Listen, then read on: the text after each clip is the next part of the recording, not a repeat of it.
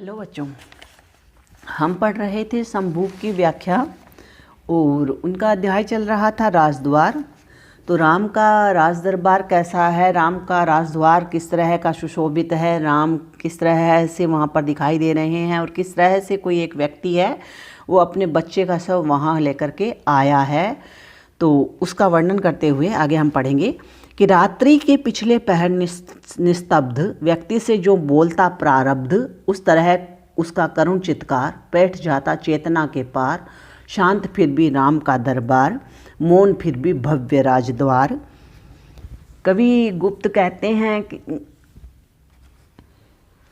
कहते हैं कि ब्राह्मण अपने बालक का शव लेकर दरबार में प्रविष्ट होता है और जब वो प्रविष्ट होता है तो रात्रि का पिछला प्रहर निस्तब्ध भाव से शांत और मौन रहकर गुजरता है।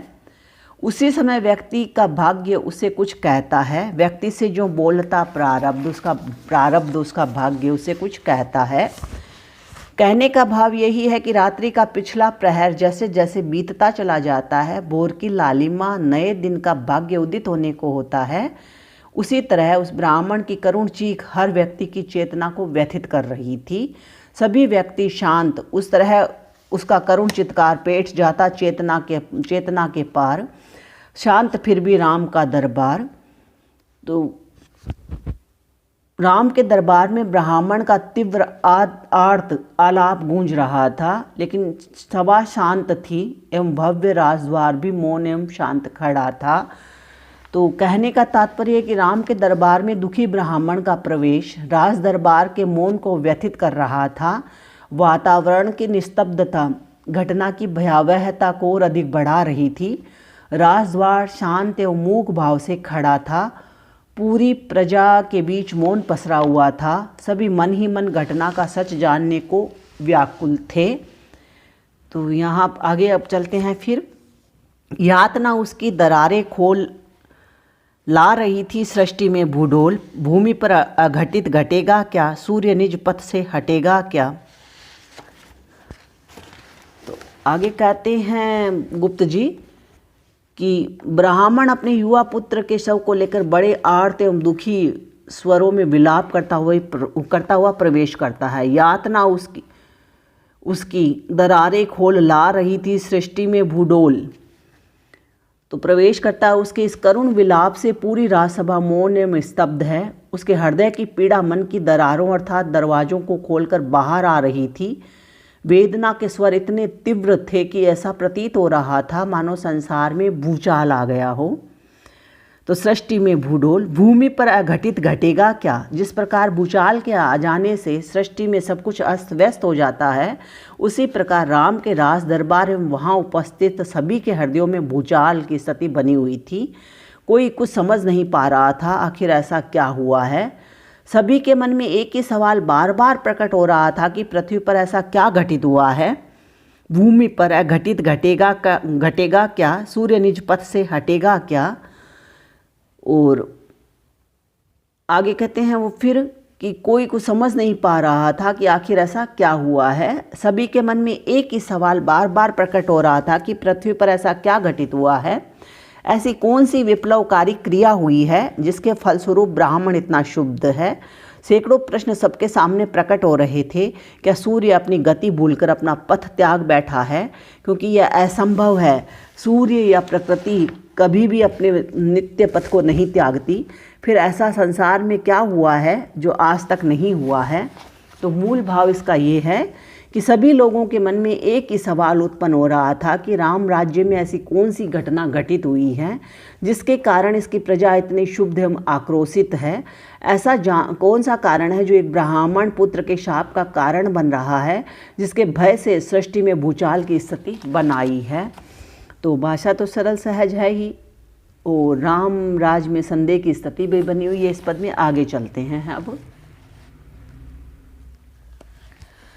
आगे है कि लगी पढ़ने श्याह गोरी देह, हो रहा विषदंश का संदेह, कौन जाने कहाँ कैसा नाग दे गया मेरे तने को दाग। बुझा मेरा वंश दीपक आज, राम यह कैसा तुम्हारा राज। शोक से ब्राह्मण हुआ निःशब्द, घट गए जो आयु के सब अब्द। तो राम दरबार में ब्राह्मण अपने पुत्र केशव को लिए विलाप कर रहा था। पुत्र की देह धीरे धीरे नीली पड़ती जा रही थी। उसके नीले शरीर को देखकर प्रतीत हो रहा था कि मानो कोई विषधर सर्प ने उसे डसा है। ब्राह्मण लगातार रुदन करता हुआ कह रहा था कि न जाने कैसा नाग था जो मेरे पुत्र को डस करके चला गया। अर्थात उसकी गोरी देह निरंतर नीली पड़ती जा रही थी। बिलखते हुए ब्राह्मण के स्वर वातावरण को बेहद गंभीर बना रहे थे। राम के राज को उल्हाना देते हुए ब्राह्मण कह रहा था कि हे राम, तुम्हारा कैसा राज है। अर्थात राम राज सुख, शांति और खुशहाली का प्रतीक माना जाता है। सारी प्रजा सुख और चैन से रहती है।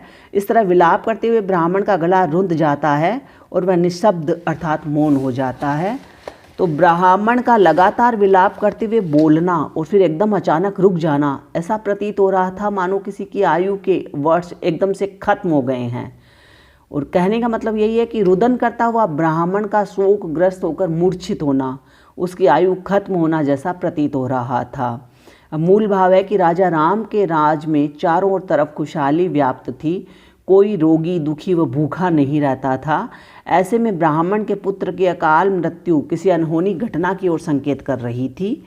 तो ये रामराज की है वो उसकी इसमें परिकल्पना की गई है इस पद में। आगे है वो कहते हैं फिर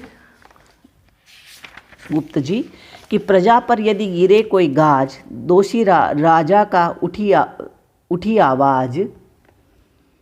जगे पुरजन लगा होने भोर, मच गया चारों तरफ यह शोर। राम राज नहीं रहा अकलंक, इस कमल में भी सना है पंख।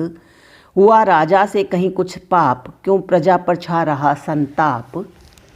तो अयोध्या नगरी में शुद्ध ब्राह्मण अपने मृत बालक के साथ राम दरबार में उपस्थित होता है और रामराज से अपने पुत्र की अकाल मृत्यु का कारण जानना चाहता है।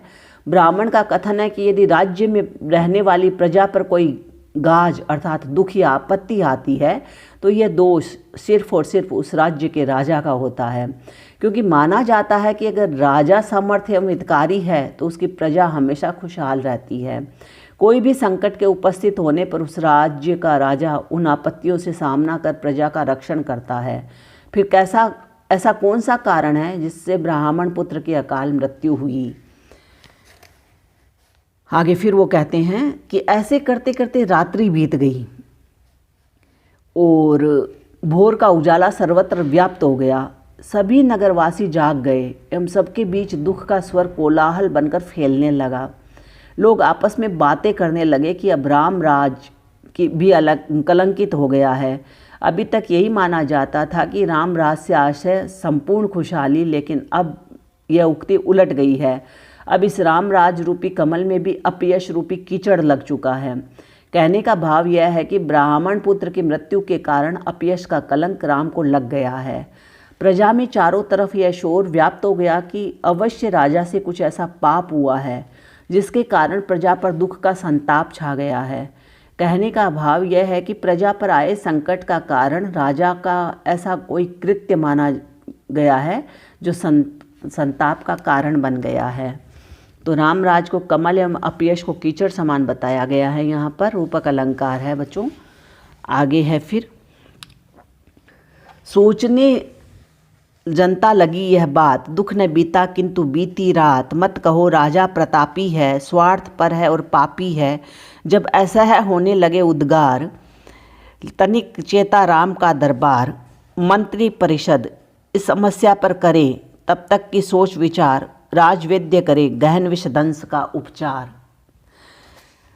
अब वो आगे फिर वो कहते हैं कि सोचने जनता लगी यह बात, कि इस तरह से उस आक्रोशित वाणी का असर वहाँ उपस्थित प्रजाजन पर होने लगा था। सारी जनता चिंतामग्न होकर यही विचार करने लगी थी, किंतु जो दुख मृत्यु को लेकर प्रकट हुआ था उसका हल नहीं निकला। दुख न बीता किंतु बीती रात, किंतु जो दुख मृत्यु को लेकर प्रकट हुआ था उसका कोई हल नहीं निकला। परंतु सोचते सोचते पूरी रात बीत गई थी। सारी जनता मत कहो राजा प्रतापी है, स्वार्थ पर है और पापी है। सारी जनता एक स्वर में कहने लगी कि मत कहो कि राजा प्रतापी है, अगर राजा में ही प्रताप होता तो ब्राह्मण पुत्र की अकाल मृत्यु नहीं होती। राजा प्रतापी नहीं बल्कि पापी है और उसके पाप के कारण ही प्रजा पर यह संकट आन खड़ा हुआ है। जब असह होने लगे उद्गार, तनिक चेता राम का दरबार। इस तरह का शोरगुल जब ज़्यादा बढ़ने लगा और प्रजा के मध्य राजा को लेकर शंकाएं उत्पन्न होने लगी, तब राम दरबार जागृत होता है, उसकी तंद्रा टूटती है और वे राजा राम के प्रति असह वचनों को सुन क्रियाशील हो जाते हैं। सारे मंत्रीगण मंत्री परिषद इस समस्या पर करे जब तक कोई सोच विचार, राज वेद्य करे गहन विषदंश का उपचार। तो जब तक कोई सारे मंत्रीगण आपस में विचार विमर्श करते हैं और वेद्यों को विषदंश के उपचार हेतु लगा दिया जाता है। तो कहने का मूल भाव यहाँ है कि राजा के प्रति कठोर शब्दों को सुनकर सभी मंत्री समस्या पर विचार करते हैं तथा वैद्य अपना उपचार आरंभ करते हैं। राजा के प्रति प्रजा का विश्वास खंडित होना प्रत्येक राज्य के लिए हानिकारक माना जाता है और इन्हीं समस्याओं का हल सुलझाने हेतु पूरा राजदरबार जागृत हो जाता है। तो भाषा सरल सहज ही है और राजा के प्रति प्रजा का असंतोष यहाँ प्रकट हुआ है। बाकी हम कल करेंगे बच्चों। धन्यवाद।